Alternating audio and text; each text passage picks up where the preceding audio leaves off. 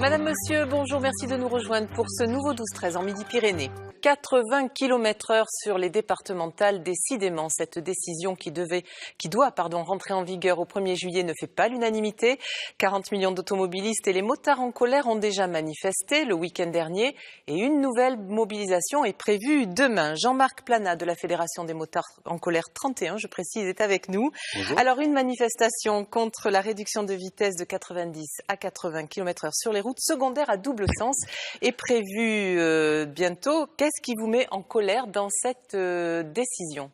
Alors déjà, on a donc 40 millions d'automobilistes qui sont avec nous, la Ligue de défense des conducteurs et aussi l'Automobile Club du Midi. Donc c'est une mesure qui n'est pas acceptée dans sa totalité par un ensemble d'usagers représentés par les motos, les voitures et les camions. En fait, c'est l'arbre qui cache la forêt parce que depuis 2017, ça a commencé par la vignette critère, le passage à la privatisation des voitures radar mobile, qui fait que l'exploitation de ces véhicules passera de 1 heure par jour à 8 heures par jour. Bon, un ensemble de taxes qui augmentent sur le carburant, sur le fait de ce chauffage, c'est un ras-le-bol qui s'amplifie. Voilà, si je comprends bien, il y a beaucoup de choses derrière cette décision qui est la dernière en date, parce qu'au fond, ça pourrait sauver des vies. Alors les promesses n'engagent que ceux qui les font, d'accord.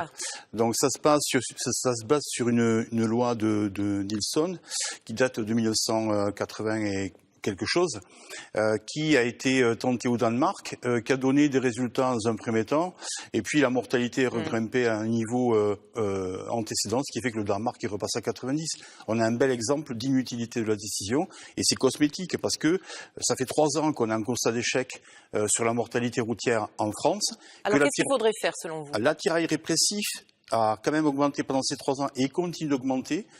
C'est la seule solution qu'a trouvé le gouvernement. Ça ne marche pas. C'est un constat d'échec, il faut faire autre chose. Qu'est-ce que vous proposez ? Nous, on propose depuis longtemps, de former les gens à rouler ensemble, au partage de la route, et dès le plus jeune âge, dans l'école primaire, au collège et au lycée, enseigner aux gens autre chose que de passer le permis. Aujourd'hui, quelqu'un qui passe le permis, il apprend à avoir le permis. Il n'apprend pas à rouler sur la route et à la partager. Alors demain, vous manifestez. La manifestation est à Toulouse à 14h. Est-ce qu'il y a d'autres points de ralliement ?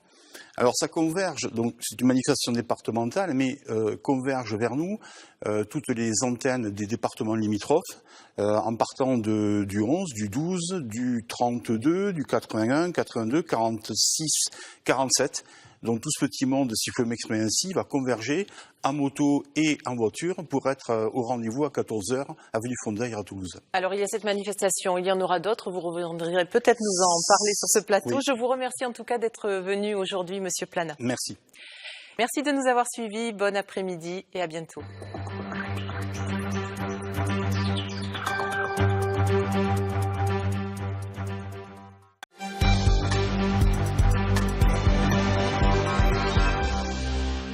Bonsoir à toutes et à tous, bienvenue dans votre 19h ce 3 février. L'actualité en Midi-Pyrénées avec une nouvelle mobilisation des anti-80 km/h.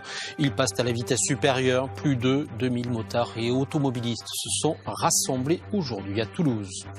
Voilà pour les titres et tout d'abord donc, pas question pour eux de réduire la vitesse sur les nationales et départementales.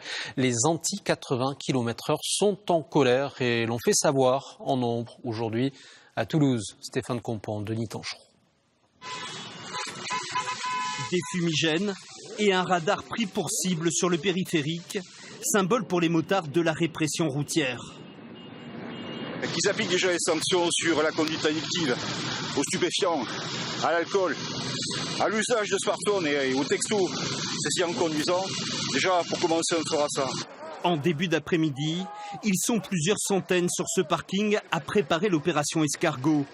Depuis l'annonce début janvier de l'abaissement de la limitation de vitesse de 90 à 80 km/h sur les routes secondaires à double sens, la colère ne fait que gronder. Moi j'ai une grosse moto, 80 km/h c'est beaucoup à tenir, c'est du freinage intempestif, du couple moteur, ça ne tient pas et c'est très pénible à manœuvrer.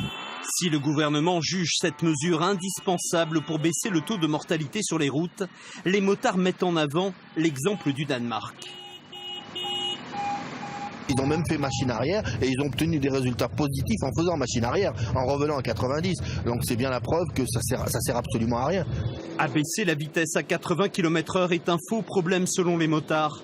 La vitesse ne doit pas masquer les dangers des infrastructures sur la route. Les glissières, pour nous, c'est une guillotine. Si on passe dessous, c'est du instantané. Et ça, niveau sécurité, c'est zéro. Pareil pour les goudrons. On regarde la tête des routes de maintenant. Il y a tellement de trous. Tous les jours, j'appelle la mairie, moi, pour boucher les trous. C'est inadmissible. Éduquer plutôt que sanctionner, les motards espèrent par cette action sensibiliser les usagers de la route et faire pression sur le gouvernement.